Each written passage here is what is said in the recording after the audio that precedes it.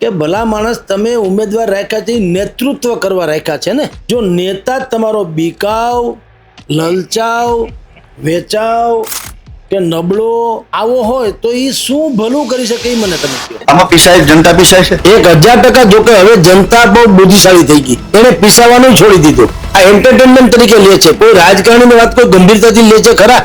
જે આક્ષેપો કરવામાં આવે છે કોંગ્રેસ અથવા આમ આદમી પાર્ટી તરફથી કે ભાઈ અમારા ઉમેદવારો જે લોકસેવક છે, નગર સેવક એવું નામ છે ને, તો સેવકની ઉપર કોઈ સિતમ ગુજારે તો જનતાનો આક્રોશ કા ફાટી નથી નીકળતો? એન્ટરટેનમેન્ટ તરીકે લે છે. એ કાંઈ વાંધો નહીં, તમારા ઘરે ભોગવો. શું કામ? એને ખબર છે.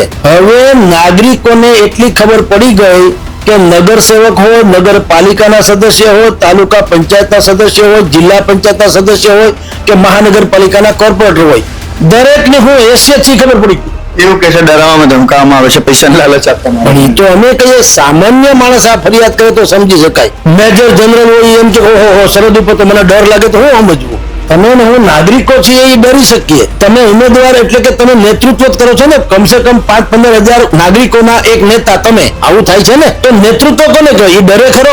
એ લલચાય ખરો? એ નબળો હોય ખરો? એ વેચાય ખરો? તો તમારામાં જ ખામી, આપણામાં નહીં. કોઈ સ્ત્રીને તમે કુલટા કહો ને તો એ પુરુષ ચારિત્રહીન છે નક્કી થાય. એમને સ્ત્રી કઈ રીતે કુલટા ગણાય? પુરુષનો વાંક નહીં? એ પણ ચારિત્ર ભ્રષ્ટ ન થાય? કોઈ મને ખરીદી લે છે એટલે હું વેચાઉં છું, એ પણ વાંક છે કે નહીં? મારે વેચાવું શું કામ જોઈએ? કોઈ લાંચ લે છે એ અપરાધી છે, દેવો છો ને, તો ડિમાન્ડ એન્ડ સપ્લાય નો નિયમ છે. સ્થાનિક સ્વરાજની ચૂંટણી નજીક આવી રહી છે, રાજકારણ ગરમાઈ રહ્યું છે. તમને બધાને ખબર છે કે ચૂંટણી આવે એટલે બધાએ રાજકીય પક્ષો એકબીજાના ઉપર આક્ષેપ પ્રત્યાક્ષેપ કરતા હોય છે. તેમ આ વખતની ચૂંટણીમાં પણ કોંગ્રેસ આક્ષેપ કરી રહ્યું છે કે અમારા ઉમેદવારને ભાજપ લઈ જઈ રહ્યું છે. આમ આદમી પાર્ટી આક્ષેપ કરી રહી છે. હવે આ ત્રીજો પક્ષ પણ આવ્યો છે, એટલે કે ત્રીજો પક્ષ એવો આક્ષેપ કરી રહ્યો છે કે આ જે કોંગ્રેસ જે છે એ ભાજપની બી પાર્ટી છે. કોંગ્રેસ એવું કહી રહ્યું છે કે આમ આદમી પાર્ટી ભાજપની બી પાર્ટી છે. તમને ફ્રેમમાં જગદીશ મહેતા દેખાય છે. ચૂંટણીઓને લઈને અથવા તો રાજકારણને લઈને એમને ખૂબ ખાસો અનુભવ છે. એમની સાથે સીધી વાત કરીએ. આ વખતની ચૂંટણી અને દર વખતની ચૂંટણી આમ તો સેમ જ હોય છે, પરંતુ આમ આદમી પાર્ટી વિધાનસભામાં ને અત્યારે આ વખતે સ્થાનિક સ્વરાજની ચૂંટણીમાં આક્ષેપો એવા બધા થઈ રહ્યા છે કે અમારા ઉમેદવારોને ભાજપ લઈ જઈ રહી છે અને દલાલ જેવા શબ્દો ઉપયોગમાં લેવામાં આવી રહ્યા છે. જો પહેલી વાત તો એ કે ગુજરાતના ઇતિહાસમાં સ્થાનિક સ્વરાજ્યની ચૂંટણી આ વખતે જે થઈ રહી છે ન ભૂતો ન ભવિષ્યથી જેવું છે. કારણ કે પક્ષ માટે આ સેમિફાઇનલ છે, પણ ઉમેદવારો માટે ફાઇનલ છે. અભી નહીં તો કભી નહીં એના જેવું છે. એક તો માંડ મેળ પડ્યો છે, કારણ કે અત્યારની જે સિચ્યુએશન આજની તારીખે છે એ જોતાં, કાલે શું થાય તો ફરી જાય ખબર નહીં. આજની તારીખે તો ગાંધીનગરમાં કાંઈ ફેરફારની સંભાવના નથી. એટલે જે ઉમેદવારો વિપક્ષમાં છે એને એમ થયું કે જે મળ્યું તે ટિકિટ મળી ગયું એટલે એ પોતાની જાતને સંજીવની મળી ગઈ હોય એમ માને. અને એટલે એના માટે મરણીય પ્રયાસ એટલા માટે છે કે જો ગળામાં કોઈ પણ પાર્ટીનો જીતેલો ખેસ, હારેલા નહીં, જીતી ગયેલો ખેસ હોય તો ખેસ એક પીળો પરવાનો છે. એનાથી જનતાનું ભલું થતું થાય, પોતાનું અહિત તો નહીં જ થાય, અથવા તો ઓછું થશે એ નક્કી છે. એટલે બધા મરણહરણ થયા.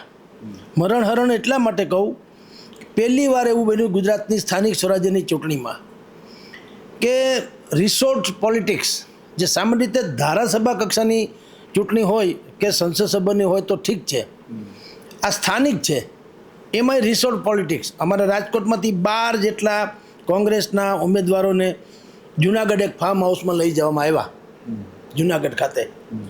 આમ આદમી પાર્ટી પણ એવા બળાપા કાઢી રહી છે કે અમારા ઉમેદવારોને ધમકાવવામાં આવે છે, એને લલચાવવામાં આવે છે. કોંગ્રેસે એમ કહે છે કે સેટિંગ કરીને કદાચ અમારા ઉમેદવારોને લઈ જાય એવી અમને શંકા છે.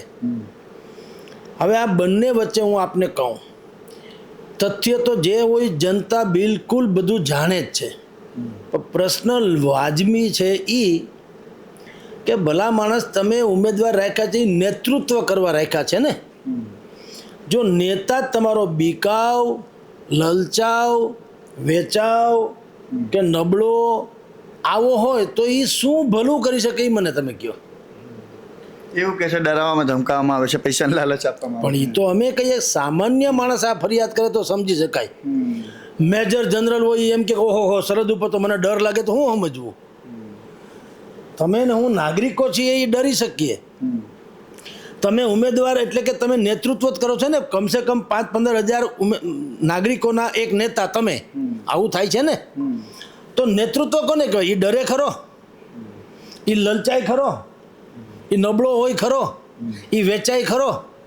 તો તમારામાં જ ખામી, આપણામાં નહીં. જુઓ, કોઈ સ્ત્રીને તમે કુલટા કહો ને તો એક પુરુષ ચારિત્રહીન છે એ નક્કી થાય કે નહીં? એમને સ્ત્રી કઈ રીતે કુલટા ગણાય? પુરુષનો વાંક નહીં, એ પણ ચારિત્ર ભ્રષ્ટ ન થાય? કોઈ મને ખરીદી લે છે એટલે હું વેચાઉં છું, એ પણ વાંક છે કે નહીં? મારે વેચાવું શું કામ જોઈએ? કોઈ લાંચ લે છે એ અપરાધી છે, દ્યોય છો ને? તો ડિમાન્ડ એન્ડ સપ્લાયનો નિયમ છે. આમાં પીસાય, જનતા પીસાય છે 1000%. જોકે હવે જનતા બહુ બુદ્ધિશાળી થઈ ગઈ, એણે પીસાવાનું છોડી દીધું. આ એન્ટરટેનમેન્ટ તરીકે લે છે. કોઈ રાજકારણીની વાત કોઈ ગંભીરતાથી લે છે ખરા? આ જે આક્ષેપો કરવામાં આવે છે કોંગ્રેસ અથવા આમ આદમી પાર્ટી તરફથી કે ભાઈ અમારા ઉમેદવારો જે લોકસેવક છે, નગર સેવક એવું નામ છે ને, તો સેવકની ઉપર કોઈ સિતમ ગુજારે તો જનતાનો આક્રોશ કા ફાટી નથી નીકળતો? એ એન્ટરટેનમેન્ટ તરીકે લે છે. એ કાંઈ વાંધો નહીં, તમારે કર્યા ભોગવો. શું કામ? એને ખબર છે. હવે નાગરિકોને એટલી ખબર પડી ગઈ કે નગરસેવક હોય, નગરપાલિકાના સદસ્ય હોય, તાલુકા પંચાયતના સદસ્ય હોય, જિલ્લા પંચાયતના સદસ્ય હોય કે મહાનગરપાલિકાના કોર્પોરેટર હોય, દરેકની હું હેસિયત છે ખબર પડી ગઈ. તમે આંબલી બતાવી શકો એમ છો જ નહીં. આ કોર્પોરેટરની ચૂંટણી લડતા હોય ને એમ ધારો કે અહીંયા ભાષણ કરે કે મને તમે જીતાડી દો તો આ હોર્મુઝ સ્ટ્રેટ ઉપરથી જે વાહનો પસાર નથી થતા આપણા જહાજો, એ હું લઈ આવ્યું હાલે. બધાને ખબર છે કે તમારું અહીંયા ચાવાળો ઉધાર ચા નથી આપતો, તો હોર્મુઝ સ્ટ્રેટની ઈરાન ઈરાકની ક્યાં વાત કરો? એટલે બિલકુલ વાયદાનો વેપાર તો હાલે એમ નથી. બીજું તમે ઊભા છો એટલે આ ચૂંટણી એવી છે બિલકુલ ગ્રાસરૂટ લેવલની છે. નાગરિકો એના ઉમેદવારને ઓળખે જ છે, સાંગો પાંગ, પગથી માથા સુધી. એટલે તમે એમે કહી શકો એમ નથી કોઈ વેવ્સ કે કામ કરી જાય. મને ખબર છે મારે તમને મત દેવા માટે તમે લાયક છો કે કેમ. એટલે જનતા પીડાતી નથી, જનતા મોજ કરે છે. ખબર જ છે કે તમે ખુદ જ્યારે ફફડો છો, વેચાવ છો, ગભરાવ છો, લલચાવ છો, તમે ખુદના તમારા ટાંટિયા પોતાના કાચા છે, તો અમારું ભલું હું તળું કરવાના. એટલે જનતા પોતાની રીતે આત્મનિર્ભર છે, કોઈના ઉપર પડી નથી. જી, એટલે આ જે નેતાઓ છે અત્યારે ટિકિટો માટે જે દોડાદોડી કરતા હતા, વોટ માટે જે દોડાદોડી કરતા હતા, એ જનતાના પ્રશ્નો માટે દોડાદોડી કરતા ખરી? તો રામરાજ ના આવી જાય. 9926 બેઠકો છે અત્યારે એન્ટાયર ગ્રામ પંચાયતથી માંડીને મહાનગરપાલિકાના કોર્પોરેટર સુધીમાં.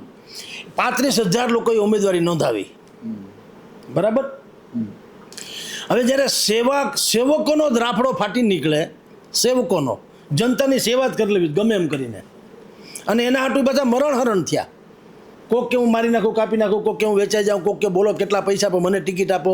તો આટલી જીજીવિષા શબ્દ બહુ ગંભીર છે તમને કહું, પણ અહીંયા એ લાગુ પડે એટલે હું શબ્દ વાપર્યો છે. તમે રાજા ભરતરી છે ને, એણે શૃંગાર શતક અને વૈરાગ્ય શતક બેય લખેલા. વૈરાગ્ય શતક વાંચો તો તમને એમ થાય કે જગતમાં કાંઈ છે જ નહીં, આપણે સંન્યાસ જ લઈ લેવો જોઈએ. અને શૃંગાર શતક વાંચો તમને એમ થાય કે આના જીવનમાં છે બધું ભોગવી જ લેવું જોઈએ. એ શૃંગાર શતકમાં એક જીજીવિષા નામનું પ્રકરણ આવે છે કે એક દેડકો સાપના મોઢામાં છે. દેડકો સાપના મોઢામાં, દેડકાનું ખાલી મોઢું જ બાયણે છે, આખું શરીર તો સાપ ગળી ગયેલું છે, દેડકાનું મોઢું બાયણે છે. એમાંથી એક પતંગિયું બાજુમાંથી કે જીવડું નીકળે છે, તો દેડકો એમાંથી જીભ લાંબી કરે ખાવા હાટું. એટલે ભાઈ તું પોતે જ્યારે સાપના મોઢામાં છો, તારું ભવિષ્ય નક્કી છે કે તું હવે ખાઈ નહીં, શું કર? મારે આપઘાત કરવાનું, ગાંઠિયા લઈને કહું ભાઈ ટ્રેનનું નક્કી નહીં, વહેલા મોડી થાય તો, પણ તારે મરી જવું પછી ગાંઠિયાનો ક્યાં સવાલ છે? એટલે આને કહેવાય જીજીવિષા. તો તમે લાખો રૂપિયા આપો છો ટિકિટ લેવા, સેવા માટે થઈને પૈસા દેવા પડે, ગજબ ન કહેવાય? અને સેવા તમે કરવા નીકળો, તમને કોણ માન નાખે? હું કામ તમને ઉપાડીને લઈ જાય? અને ઉપાડીને લઈ જાય તો જે તમારાથી લાભાર્થી હોય, સેવક, તમારી સેવાનો જેણે લાભ લીધો હોય અથવા લેવાનો, એ તો બગાવત ન કરે કે ભાઈ અમારા માણસને અડતા નહીં. બિલકુલ આપણા કુટુંબમાંથી, આપણા ઘરમાંથી કોઈકને લઈ જાય છે, આપણે નથી લડતા. તમે મારા દીકરા દીકરીને કંઈક બી કરો તો હું ન કહું, મારાથી થાય એટલો તો લડી લઉં ને, કારણ કે મારા એની ઉપર સ્નેહ છે. તો તમે જ્યારે જનતાની સેવા માટે જ નીકળ્યા છો, મહાત્મા ગાંધી જ હતા જ ને, અંગ્રેજો લડી જ જતા હતા ને, આવી રીતે જેલમાં લઈ જતા, આમ તો હજારો લોકો એની સામે આડા ઉભા રહેતા હતા ને. શું કામ?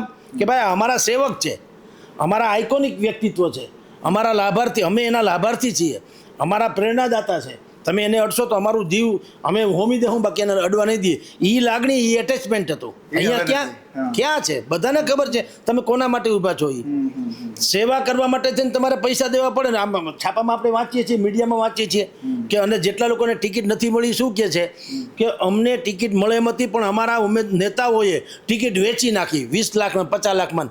તો તમે વેચાતી ટિકિટ લઈને સેવા કરો તો એ 20 લાખ રૂપિયા તો આપણે સમજાતું નથી હું હોય. ભ્રષ્ટાચાર કરશે ને પછી તો સ્વાભાવિક વાત છે.